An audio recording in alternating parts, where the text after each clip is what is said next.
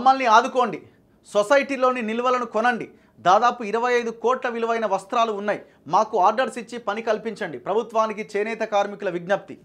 సంక్షోభంలో ఉంది చేనేత రంగం, చాలా దారుణమైన పరిస్థితి ఉన్నది. అసలు అది మరి ఎందుకు ఆలోచించారో అర్థం కాదు. వ్యవసాయ రంగం తర్వాత అతిపెద్ద రంగం చేనేత రంగం.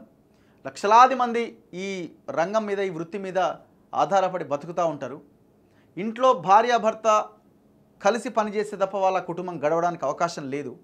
మరి అట్లాంటి ఈ రంగాన్ని ఎందుకు ప్రభుత్వం నిర్లక్ష్యం చేస్తున్నది? ప్రభుత్వాలు గతంలో అట్లే ఉన్నారు, ఇప్పుడు అట్లే ఉన్నారు. కేంద్రం అట్లే ఉంది, రాష్ట్రం అట్లే ఉంది. వాళ్ళకు ఒక్క నగదు బదిలీ అంటే ఒక పథకం లేదు వాళ్ళకి కనీసం. వాళ్ళు అది కూడా అడుగుతలేరు. అరే మేము నేసిన బట్టకి ఎక్స్పోర్ట్స్ పెంచండి, ప్రోత్సహించండి అని అడుగుతున్నారు వాళ్ళు.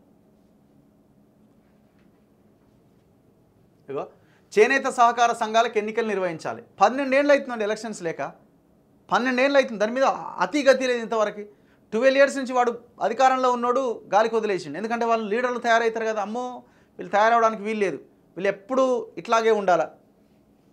12 సంవత్సరాలుగా చేనేత సహకార సంఘాలకు ఎలక్షన్స్ లేవంటే మరి చేనేత సంఘాలకు సంబంధించిన నాయకులు ఏం చేస్తున్నారు? ఇప్పుడు ఇందులో కూడా కొంత బలంగా ఉండి యూనియన్లు ఏర్పాటు చేసుకున్న నాయకులు మరి వీళ్ళు ఒక్క పోరాటం లేదండి. ఒక్క కనీసమైన సరే వీళ్ళు మీరు ప్రెస్ మీట్ పెట్టవచ్చు, ఇంకో ఒక ధర్నా కార్యక్రమం పెట్టండి పెద్ద ఎత్తున. సెక్రటేరియట్ ముట్టడేనండి. ప్రతి జిల్లా నుంచి ఒక 1000 మందిని తరలించే పరిస్థితి లేదా? అంత ఇదిగా ఉన్నామా?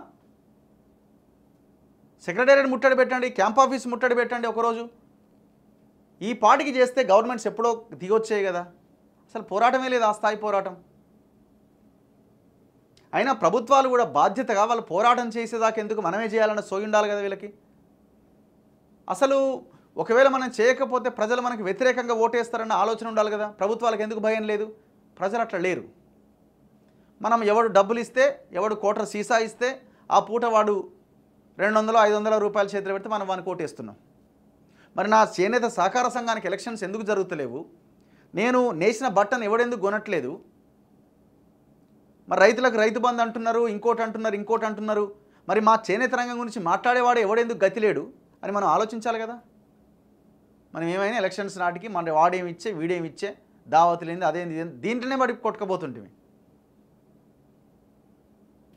మనం ఎప్పుడైతే బలమైన శక్తిగా ప్రభుత్వాలు భావిస్తాయో, పార్టీలు భావిస్తాయో, ఎస్ వీళ్ళు గట్టిగా నిలబడి ఉన్నారు, కలిసికట్టుగా ఉన్నారు, మన ప్రభుత్వాలను కూల్చే శక్తి వీళ్ళకు ఉన్నది అని వాళ్ళు ఎప్పుడైతే భయపడతారో అప్పుడే మీ పాలసీస్ నిర్ణయాలు తీసుకోవడానికి అవకాశం ఉంటుంది. లీడర్లు అట్లే ఉన్నారు, ప్రజలు కూడా అట్లే ఉన్నారు. మారాల్సిన అవసరం ఉన్నది. గత బీఆర్ఎస్ సర్కార్ సహకార సంఘాలకు, ఆప్కోకు పాలక వర్గాలు నియమించలేదు. దీంతో చేనేత సమస్యలను ప్రభుత్వం దృష్టికి తీసుకెళ్లడంలో, పరిష్కారంలో కొంత జాప్యం జరుగుతోంది. చేనేత సహకార సంఘాల్లో రాష్ట్ర వ్యాప్తంగా 25 కోట్ల విలువైన వస్త్ర నిల్వలు పేరుకుపోయినాయి. చేనేత రంగంపై ఆధారపడి జీవనం సాగిస్తున్న 60,000 మంది కార్మికులు ఇబ్బంది పడుతున్నారు. ప్రభుత్వం చొరవ తీసుకొని సహకార సంఘాలకు, ఆప్కోకు పాలక వర్గాలు నియమించాలి. వస్త్ర నిల్వలు కొనుగోలు చేయాలి. పెండింగ్లో ఉన్న 10 కోట్లు రిలీజ్ చేయాలి. కళ్యాణ లక్ష్మి, షాదీ ముబారక్ల లబ్ధిదారులకు చేనేత వస్త్రాలు ఇచ్చేలా చర్యలు తీసుకుంటే కార్మికులకు ఉపాధితో పాటుగా గవర్నమెంట్కు మంచి పేరు వస్తుంది. ప్రభుత్వం బతుకమ్మ చీరల లాంటి పథకాన్ని కొనసాగిస్తే ఉపాధి లభిస్తుంది, ఆర్థికంగా చేయూతనిచ్చినట్లు అవుతుంది.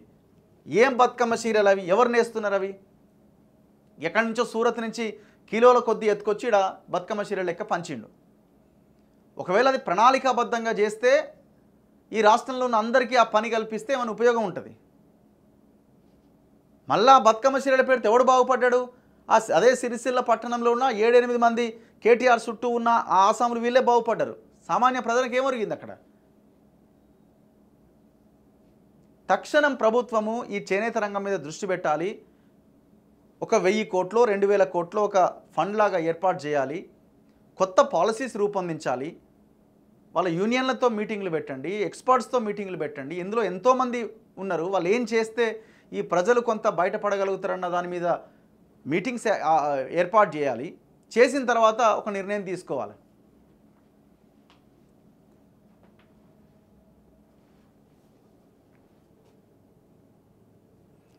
ఇదేంటి? ఇగో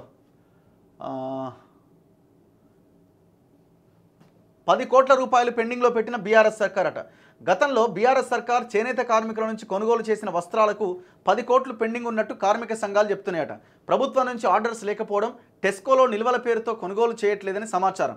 అన్ని ప్రభుత్వ ఆఫీసులు, హాస్టల్స్తో పాటు ప్రైవేటులో కూడా చేనేత వస్త్రాలు వాడేలా సర్కారు చర్యలు తీసుకుంటే తమకు జీవనోపాధి లభిస్తుందని పలువురు అభిప్రాయపడుతున్నారు. మరోవైపు కళ్యాణలక్ష్మి, షాదీ ముబారక్ చెక్కులతో పాటు కొత్త జంటకు చేనేత వస్త్రాల కిట్ ఇచ్చేలా చర్యలు తీసుకోవాలని చేనేత కార్మికులు విజ్ఞప్తి చేస్తున్నారు. 2018లో పవర్లూమ్ కార్మికులకు ఇన్పుట్ సబ్సిడీ, లింక్డ్ వేతనాల పరిహార పథకం, 10% యార్న్ సబ్సిడీ అంటే నూలు సబ్సిడీ తీసుకొచ్చి నిధులు విడుదల చేయలేదట. కాంగ్రెస్ వచ్చాక ఇప్పటి వరకు 33 కోట్ల నిధులను నేత కార్మికులకు సబ్సిడీ రూపంలో టెస్కో నిధుల నుంచి విడుదల చేసినట్టు మంత్రి చెప్పిండట. చేనేత బలోపేతానికి చర్యలు తీసుకుంటున్నాం. చేనేత థ్రిఫ్ట్ పథకానికి ప్రభుత్వం 90 కోట్లు రిలీజ్ చేసింది. గత ప్రభుత్వంలో పెండింగ్లో ఉన్న బకాయిలు ప్రస్తుత కాంగ్రెస్ సర్కార్ విడతల వారీగా రిలీజ్ చేస్తోంది. అయితే గత సర్కార్ ప్రవేశపెట్టిన చేనేత పథకాలపై మాత్రం క్లారిటీ ఇవ్వలే. దీంతో చేనేత కార్మికుల్లో కొంత ఆందోళన నెలకొంది. ఇప్పుడు ఆ థ్రిఫ్ట్ స్కీమ్ని ఇంప్లిమెంట్ చేస్తారా, చేయరా? అది ఇంప్లిమెంట్ చేయడంతో పాటు దాన్ని ఇంకా మరింత బలోపేతం చేయాలి. అది ఓన్లీ ఆ జియో ట్యాగ్ ఉన్న వాళ్ళకి, భార్య ఆయన కింద పనిచేసే భర్త కింద పనిచేసే భార్య, ఒక కూలీకి ఏదో అవకాశం ఉన్నట్టున్నది. అండ్ ప్రతి ఒక్కరికి అవకాశం రాదు. ఇప్పుడు ఇల్లు లేని నిరుపేదలు ఎంతోమంది ఉన్నారు. వాళ్ళు ఎక్కడో ఏదో ఇంట్లో పోయి పనిచేస్తూ ఉంటారు. మరి అందరికీ వస్తున్నది, ఈ పథకం అమల్లో ఉన్నదా? అవకాశం లేదు. సో ఈ స్కీమ్ని ఇంకా బలోపేతం చేయాలి. ఎప్పటికప్పుడు నిధులు రిలీజ్ చేయాలి. దాంతోపాటుగా కొత్త పథకాలని తీసుకురావాల్సిన అవసరం ఉన్నది. వాళ్ళకి ఇళ్ళు నిర్మించాలి. ఇల్లు లేని చేనేత కార్మికులు ఎంతోమంది ఉన్నారు. పిల్లలకి విద్య లేదు, హాస్పిటల్కి పోవాలంటే వైద్యం లేదు. ఇక వాళ్ళ చేతిలో నాకు తెలిసి భూమి ఉన్న చేనేత కార్మికులు చాలా తక్కువ, ఎక్కడో ఒక దగ్గర కనిపిస్తారు అంతే. మెజారిటీ చేనేత కార్మికుల్లో దాదాపు 90% చేనేత కార్మికులకి భూమి అన్నదే లేదు. అంటే వాళ్ళకు ఒకవేళ ఏదైనా రోగం వస్తే, ఏదైనా జబ్బు పడితే ఇక వాళ్ళు చనిపోవడం తప్ప అవకాశం లేదు. పోతే గవర్నమెంట్ హాస్పిటల్కి పోవాలి, బతికితే బతకాలి, లేకపోతే కథమే.